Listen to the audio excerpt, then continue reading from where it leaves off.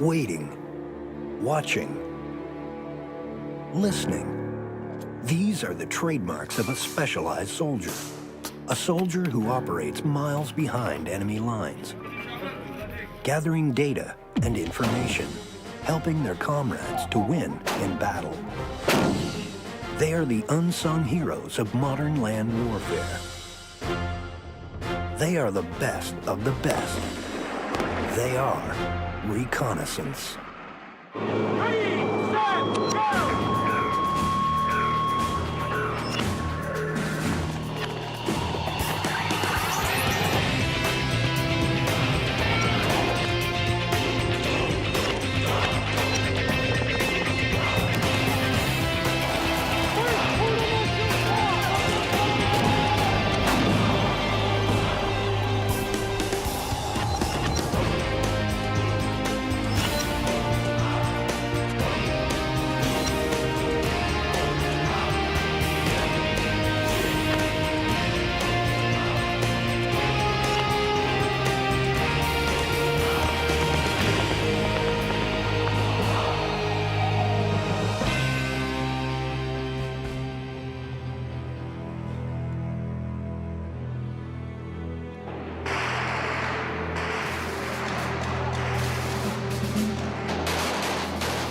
Since the dawn of combat, seeking intelligence about an enemy force has been critical to success in battle. One truck, 200 meters, identified.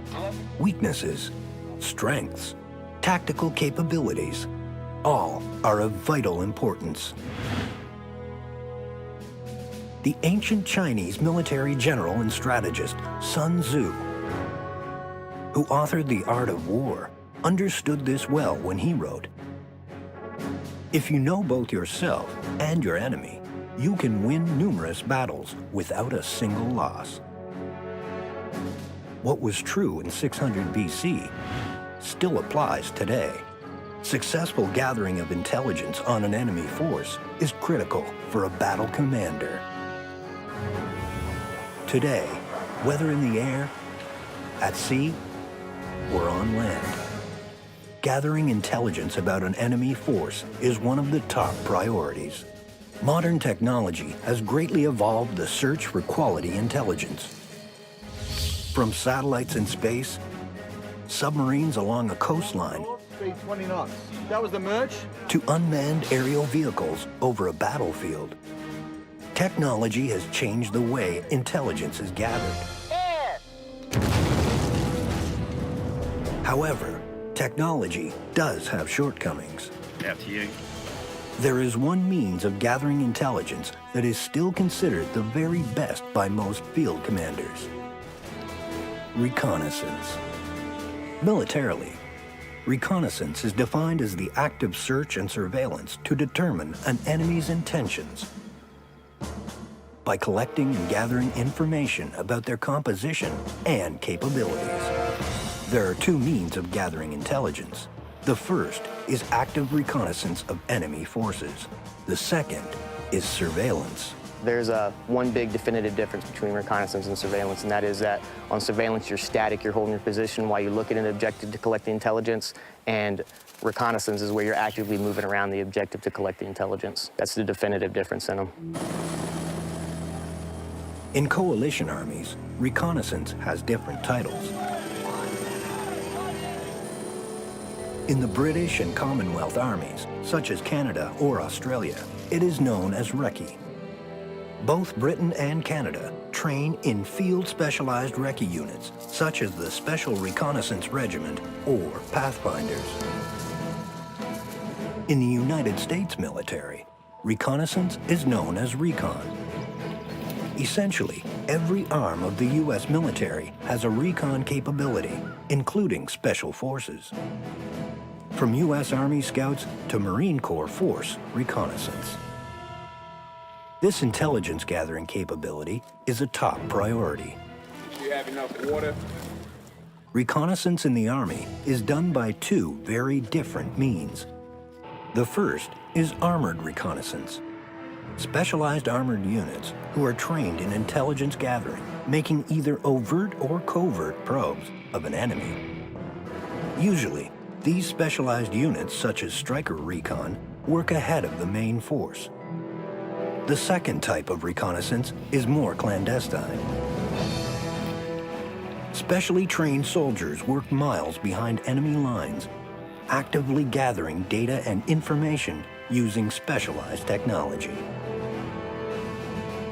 These Recce or recon soldiers are uniquely qualified in advanced surveillance and intelligence gathering. They also have one of the most dangerous jobs in the Army, which is why they are such a special breed of soldier. It takes patience, nerve, and cunning to be a successful reconnaissance soldier, operating deep within enemy territory. It takes an elite soldier. You have to be physically and mentally tough. The conditions you could operate under, you could go anywhere from a rainstorm to a blizzard overnight and have to be prepared mentally and physically to accept that and still collect the information and send it back. Not to mention possibility of being cut off from food and water supplies, because what you have with you is what you have the entire time you're out there. Most dangerous thing would be compromised by the enemy, given that they could be anywhere from 10 to 15 kilometers in front of friendly troops. If they're compromised by the enemy, there may be no way to get support into them to keep them alive or to pull them out. Reconnaissance's constant flow of information helps commanders decide what forces are needed and where to defeat the enemy. Every modern army has some type of reconnaissance unit and specialized training.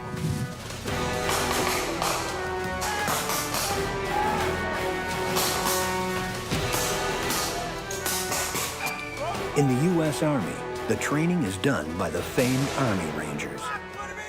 The Ranger Training Brigade runs one of the toughest courses in the U.S. Army. Go, fast. Keep pushing. It's known as the Reconnaissance and Surveillance Leaders Course. It teaches the essentials of reconnaissance, how to survive deep behind enemy lines, and for many of the young soldiers who take the course, their next assignment is the combat zone in Iraq or Afghanistan. Target neutralized. So they have to pay attention, because mistakes in the field will kill. Looks like they're calling that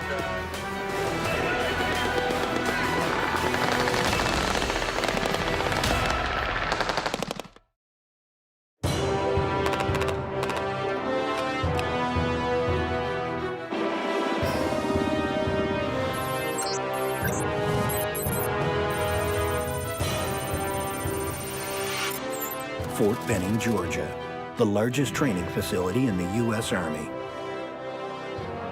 On any given day, there are 20,000 soldiers in the field training. One of the busiest training units located at Fort Benning is the famed U.S. Ranger School.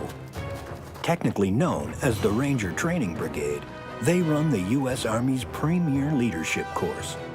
Though known for qualifying soldiers to be Rangers, few realize the school also conducts other specialized courses. One of the toughest is the Reconnaissance and Surveillance Leaders course, also known as RSLIC. The focus of the course is straightforward: to teach soldiers, Marines, sailors, and airmen the essentials of reconnaissance, surveillance, target acquisition, battle damage assessment, right limit. foreign vehicle identification, and other skills. Like other coalition reconnaissance courses, it is considered one of the toughest in the military to successfully pass. It is also one of the most dangerous jobs in the Army. To battle commanders, obtaining good quality intelligence is important and worth the risk. It is worth the risk because these 4 to 6 people that we send behind enemy lines, we train them so that they won't be noticed and they won't be seen.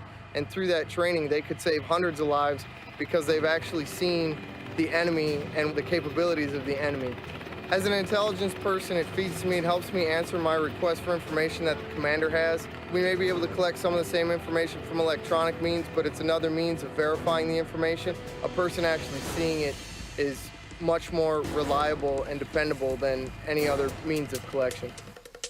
Much of the RSLIC course is taught in classrooms, but the really tough stuff happens in the field.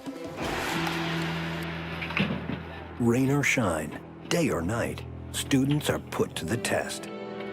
One group of students hoping to pass is composed of soldiers, airmen, and even Navy SEALs. They're nearly halfway through the course. What's SOR, sir? SOR, PID of HPT and HPT, ID of ADASS, ID of... They're about to deploy into the field for a 48-hour simulated mission. It's called an STX, an acronym for Situational Training Exercise. This is the learning phase of the course before students are graded. What's going on in the STX is these guys are not being graded. We assign them duty positions like they will get in the FTX, but we're not going to give them a go or a no-go. It's still like their walking phase before the running phase, because everything they do is still going to be coach, teach, mentor by me. And they're expected to try to execute everything tactically, but whenever they want to go ask me a question, they can go admin real quick and ask me, and likewise, anytime I see them messing stuff up, I'm going to take them admin and talk about what they're doing. Versus on the FTX, it's the show. It's their run phase. They execute, and the instructor sits back and evaluates them for a go or no-go.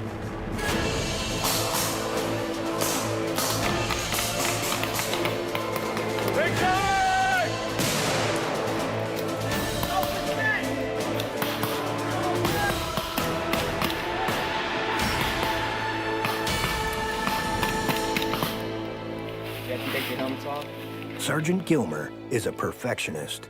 One thing I can't stand seeing is when somebody maneuvers when nobody's covering them.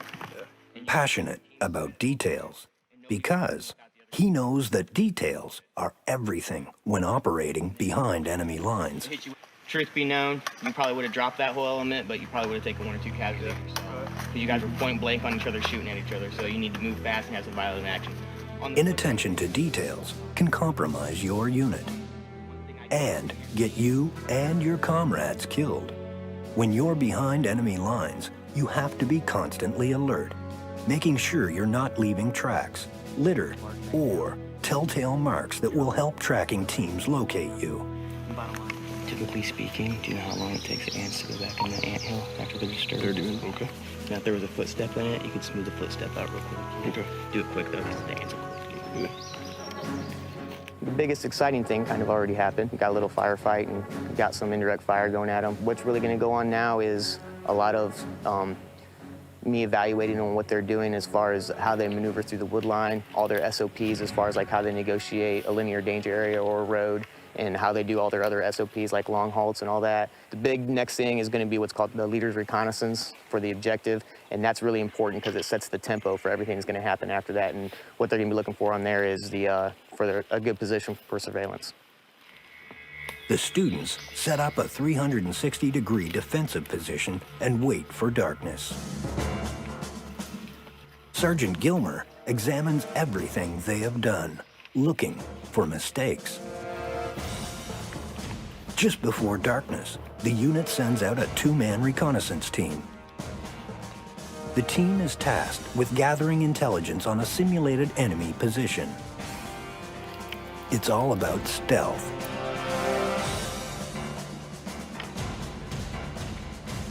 The 2-man team was successful. The intelligence needed was obtained without compromise. But there were still mistakes made.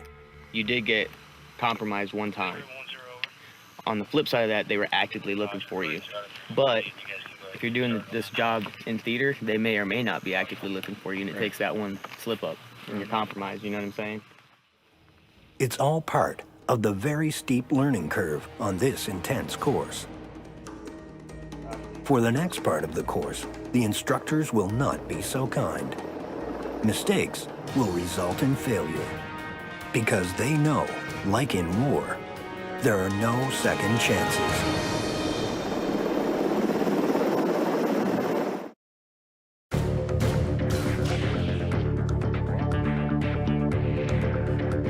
Being a part of Recon requires carrying a lot of specialized equipment. Reconnaissance and surveillance duties require many of these items: scopes, laser range finders, night vision devices, binoculars, and weapons. It's a lot to carry behind enemy lines for many long days, but it's important. Staff Sergeant Adam Walker discusses some of the equipment required for recon and surveillance duties. Here we have the Canon 40D SLR camera system. This is our primary means of collection on the objectives. All right, this is a mid to high range camera system. The moneymaker here though is the telephoto lens. This is the 400mm telephoto lens. It allows us to really get down into the weeds on the detail, taking off name tapes, positive identification of human faces, license plate numbers, identifying characteristics throughout the objective area. A lot of guys are finding themselves out in Iraq and Afghanistan with a lot of distance, especially in the mountainous regions, watching towns and roadways and things like that. But here, these guys have to get fairly close to their objectives. So we have the 135mm lens that comes standard with the camera, and that allows them to get fairly close to their objectives to get that wide-angle shot that they need. This next piece of equipment is the Vector 21 or 21 Alpha. It is a combination binocular laser range-finding piece of equipment. When used in conjunction with the PSN 13, it allows you to take a good, accurate 10-digit coordinate of your target for call for fire or just to pass on information up to higher for intelligence purposes. What we have right here is the PVS 14 with head mount capability. You've heard the phrase that we own the night. The U.S. Army operates at night for tactical advantage because of this piece of equipment and technology that allows for easy donning and easy attachment. Most of your soldiers over in Iraq and Afghanistan are using this system here. Gentlemen, what you see before you is a Bushnell spotting scope. It's light, easy to use, and a great tool for the recon soldier's toolbox. The next piece of equipment I'm going to move to is the mini thermal monocular. This piece of equipment, as you can see, is lightweight and about as big as the PVS 14 you saw earlier. However, it provides you thermal capability in a very, very easy to use system. Our group of students is now on their final phase of training. This phase is known as the FTX, or Field Training Exercise. In this final phase, the students are being graded. It's simple, either a go or no go. It determines whether you passed or failed. In this simulated battle situation, the 6-man recon unit has been inserted miles behind enemy lines. They have built a surveillance blind near an enemy location. Their job is to observe the enemy and report back, avoid contact, and await orders. Their instructors are assessing them on their surveillance position, which is known as a hide. Building a good hide is a true art. Instructor Sergeant Matthew DeLeon assesses their hide. As a walker, the things we're looking for as a students is ensuring that their hole is blending in with the environment. Here we got a subsurface site. When they're constructing the surface site, they want to start with 3 different phases. One is the viewport, all right, and that's where they're going to be looking at with their optics onto the objective.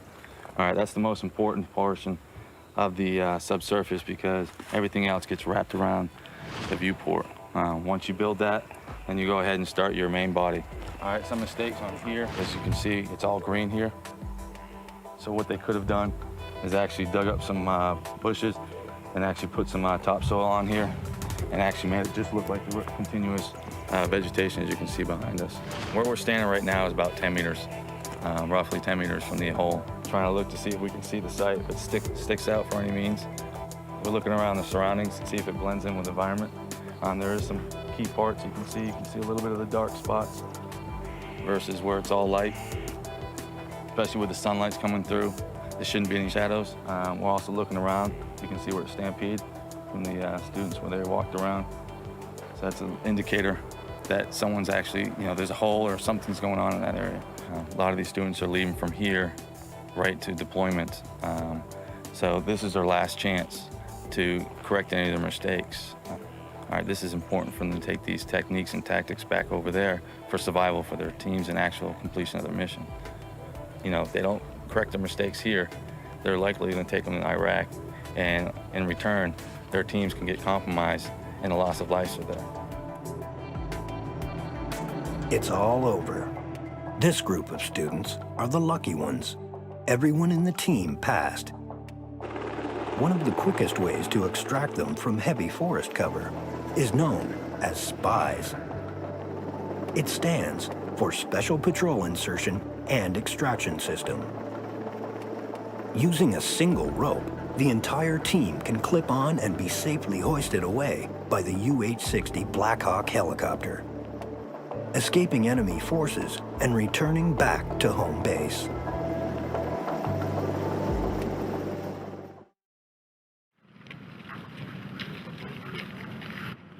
For battle commanders, gaining intelligence on enemy forces is critical to success. Technology has helped a lot in information gathering. However, field reconnaissance assets are still considered the best, even though there is risk. When you make that assessment, one, you have to look at what intelligence you're looking for, and if they would be a good asset to collect that, there may be something better that could get you the information faster. You also have to take in environmental considerations such as the weather and things like that. Electronic assets don't work real well in high cloud cover, things like that, whereas a reconnaissance soldier on the ground, he's an all-weather collector. He can go out in just about any weather and collect the information and get it back to you. One of the biggest attributes you need when you're talking reconnaissance surveillance mission is you need a soldier who's a little bit smarter. There is a place for just a hard soldier, and there's a place for, that's my target, I'm taking it down type soldier. But in reconnaissance surveillance, no objective's the same. And so they have to be able to be smart and analyze the objective and approach it differently every time they get up on it. So we're looking for guys that can, a little bit more methodical in the way they think. And they're quick on their feet to adapt to change. Truth be known, like the unit I came from before I was a instructor, which is long-range surveillance, is the only unit that bridges the gap between conventional and special operations units. And in and of the fact that it's the only unit which is considered a conventional unit, but special missions capable, meaning that we can do the mission that special operations do, but at the same time we belong to a conventional unit. We're an asset to them.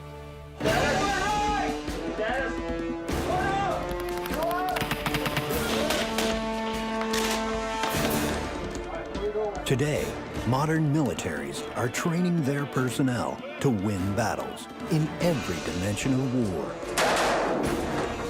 Most present-day combat operations are collective efforts. Nations with common goals pool their military resources. They're known as coalition forces, and they're immensely successful.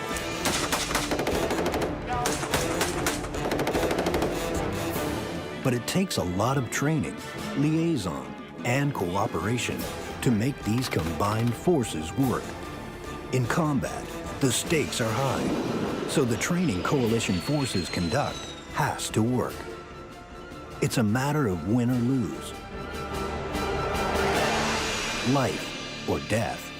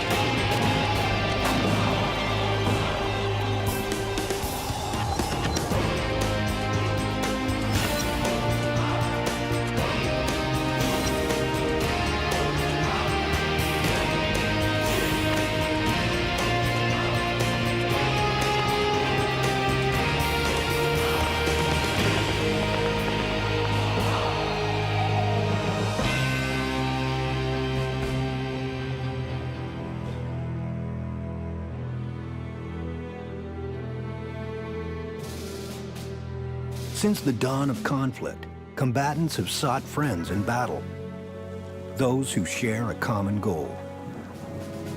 Little has changed since then.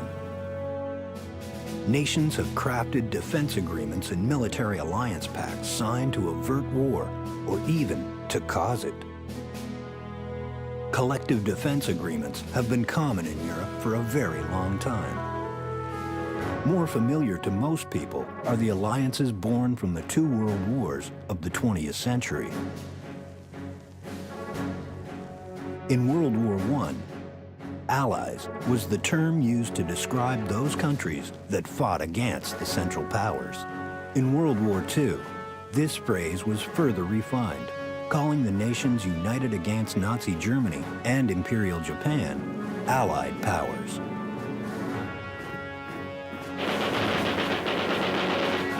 My fellow citizens, at this hour, American and coalition forces are in the early stages of military operations to disarm Iraq, to free its people, and to defend the world from grave danger. More than 35 countries are giving crucial support.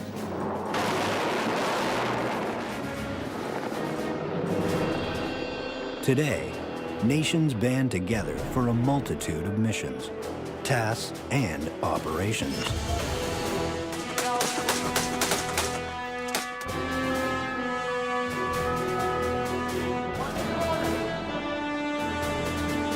Peacekeeping operations under the auspices of the United Nations is one example. Collective efforts during humanitarian missions is another. Today, Allied military operations are more commonly known as coalitions. A coalition is defined as an alliance among individuals or groups during which they cooperate in joint action, each in their own self-interest, joining forces together for a common cause. For military operations, they're usually unified under a single command. What is unique about coalitions is that they're often created only for a single military purpose rather than a broad mandate. NATO was created as a mutual defense agreement between member states. That is a broad mandate. Coalition forces were brought together in 1990 to push Iraqi forces out of Kuwait. That was a single-purpose goal with a temporary timeline.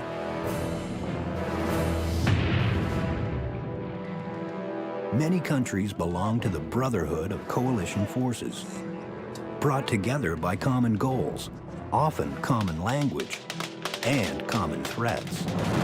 Oh, I got a good...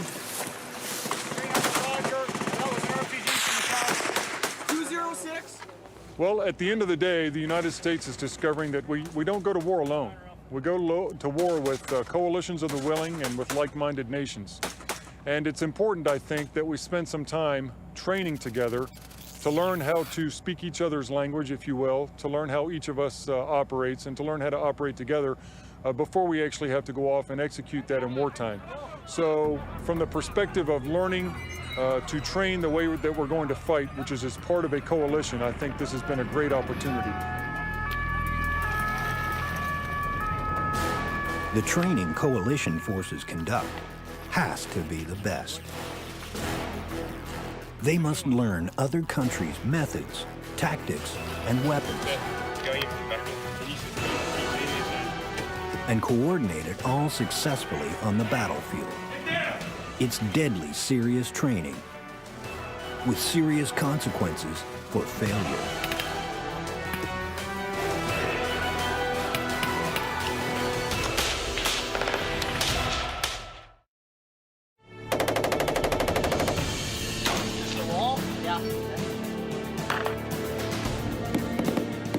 Combat in Iraq and Afghanistan has emphasized the need for soldiers to be trained to the highest levels of proficiency. Combat has also emphasized the need for strong coalition army interoperability.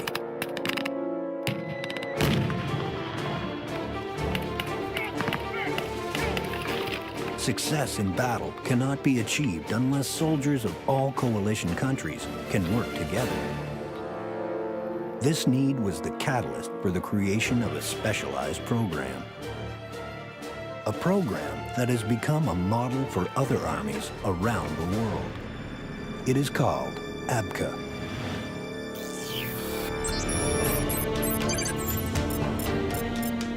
Honenfels, Germany, the largest U.S. Army training facility in Europe. Featuring towns, farmers' fields, forests, and more, this world-class base is considered one of the best training facilities in the world. This year, Honenfels is hosting one of the largest Army exercises of the year. Known as Exercise Cooperative Spirit, This training is all about full-spectrum warfare and interoperability. It's an important goal for the members of ABCA. ABCA is the acronym used to represent the 5 armies that form this special union. American, British, Canadian, Australian, and New Zealand armies.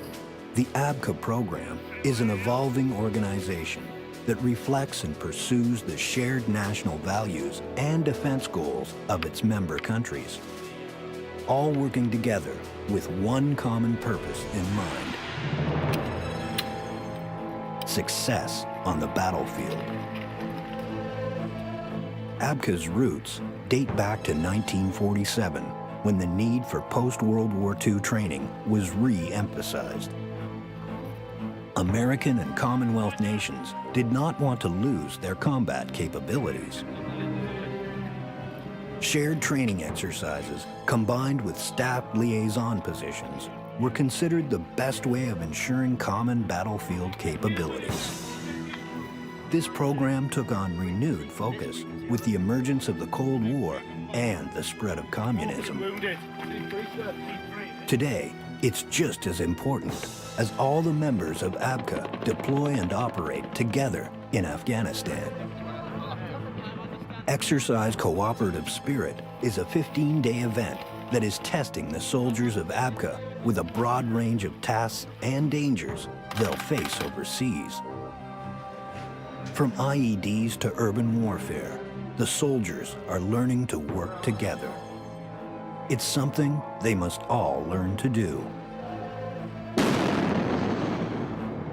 Well, one of the things that I wanted to do in coming here, one of my personal goals, was to allow my soldiers to see that the soldiers of the other nations whom we are fighting beside are really no different than they are. Their equipment is a little bit different. We're sometimes separated by a common language. The words that we use mean different things.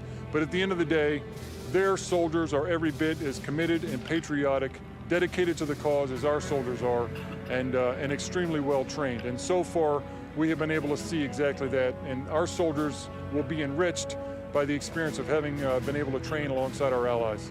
Oh, this exercise is of great benefit to us because firstly it allows us to work with the other countries that we quite often do work with on operations at the moment. So particularly the Canadians, the British, the US, and New Zealanders working directly with us.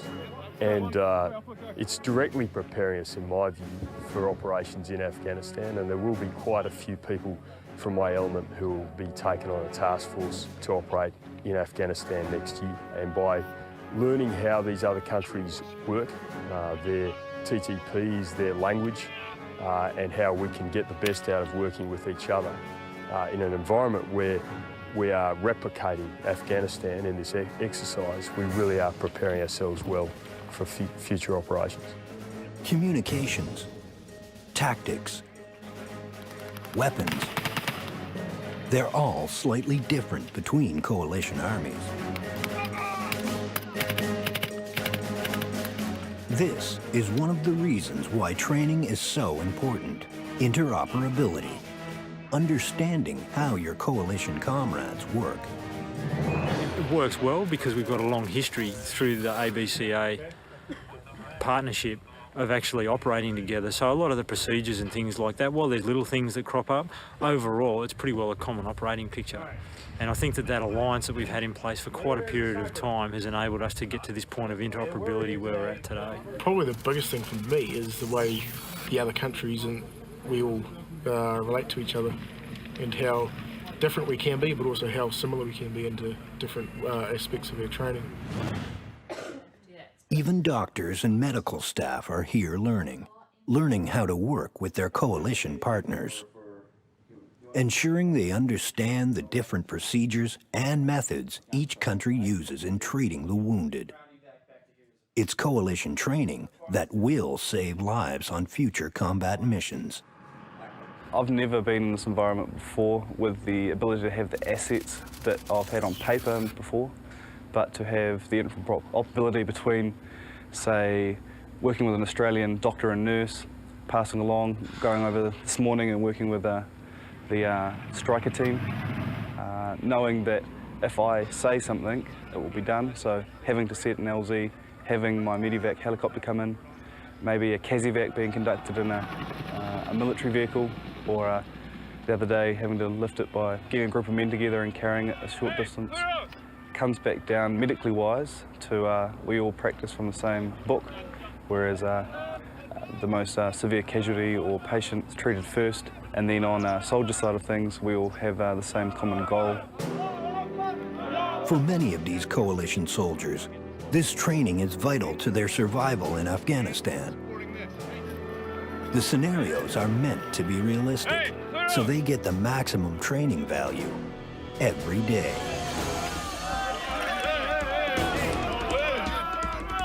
Oh, I love it. It's probably the most realistic training we're ever going to get before we deploy to Afghanistan, or if we deploy to Afghanistan. You can't get any more realistic than what it is at the moment. You've got, what, Afghani refugees, Egyptians,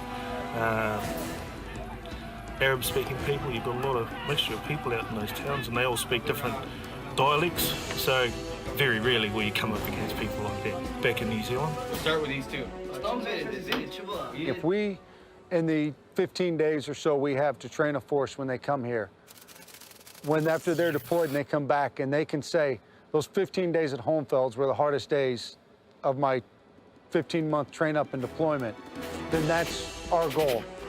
At a more micro level, one day we can shoot at them from Asadabad here, and the next day we'll conduct a non-lethal operation by bullying the police chief so that he turns a blind eye to us transporting weapons through his town, and teach them that it's an ever-changing battle. It's the first time we've worked with the Yanks, Recce, with the Americans. Yeah. For what, 24 years? It's the first time we've worked with the Canadians for a few years as well. So I've loved every minute of it, and it's been good. First of all, it's a fantastic combat training facility that we can come to and train our combat tasks with a dedicated observer controller team to provide feedback, help coach, teach, and mentor our soldiers and leaders.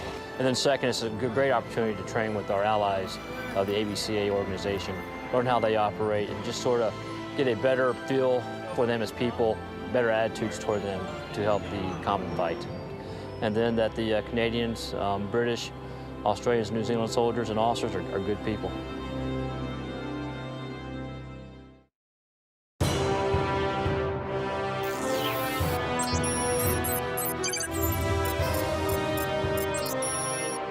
Cold Lake, Alberta, home of an annual major coalition air exercise known as Maple Flag. It kicks off every spring at the 4-Wing Air Force Tactical Training Center.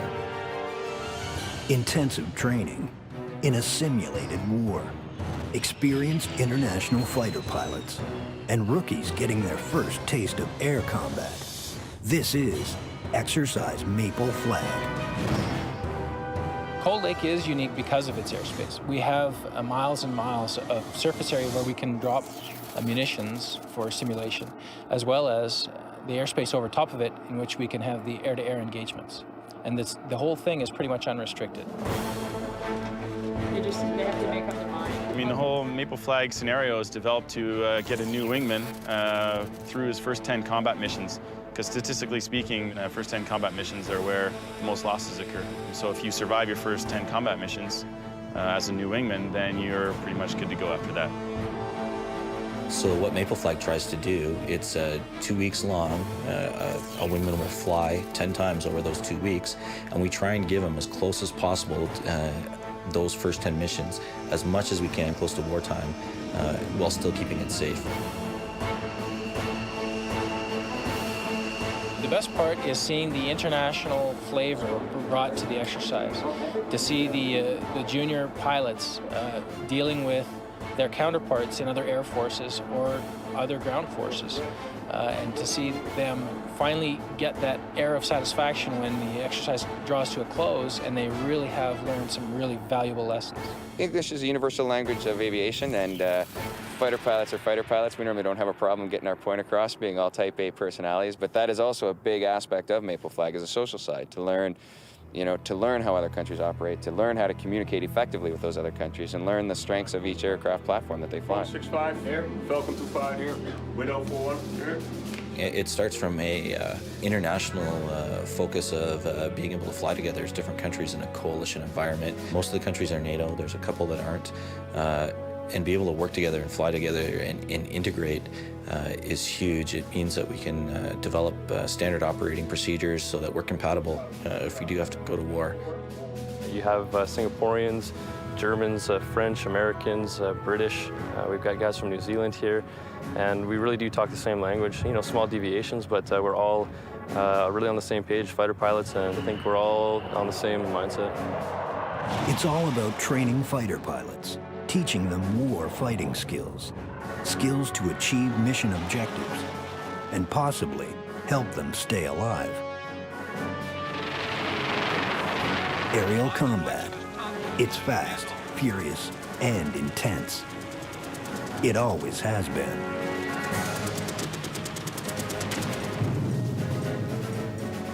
Today, despite massive changes in technology, the rules of aerial combat are virtually the same. Learning basic and advanced fighter maneuvers, learning how to drop bombs and strafe targets, and learning how to master the art of dogfighting.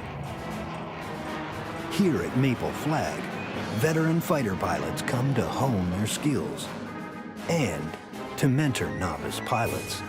Everybody gets training, but our focus is on the junior wingmen. Some of the leads, more experienced guys, will get experience leading and seeing new scenarios, but really we're focused on making that guy survive if he ever has to go to war.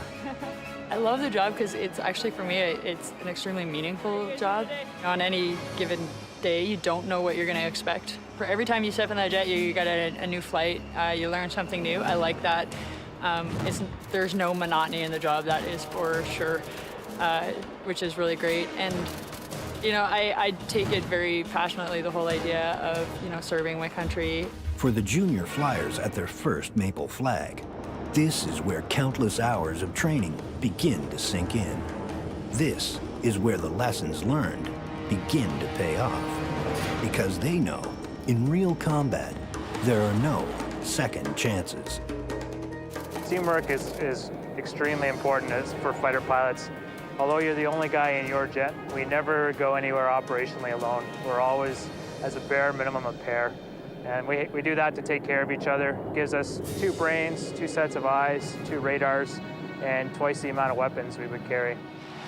Coalition fighter pilot training is all about teamwork. Training together to optimize capabilities and to optimize combat effectiveness. In war, it's all about winning the battle.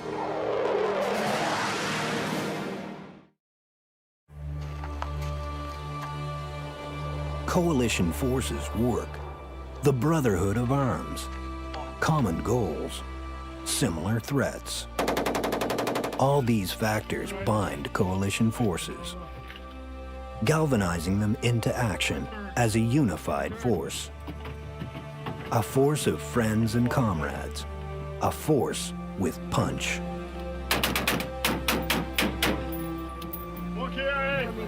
I think I will walk away having made, first and foremost, some great friends and relationships among many of our ABCA allies, having had an opportunity now for a little over a week to work with them. My respect and admiration for them and their sacrifices for their nations and for their causes just grows every single day. So the first thing is the relationships that I will have formed. The second thing is I think that we will have worked through some interoperability issues amongst our nations that will ultimately make us stronger in the future in coalition warfare as we identify those challenges that we have to try to overcome to be a more effective coalition fighting force.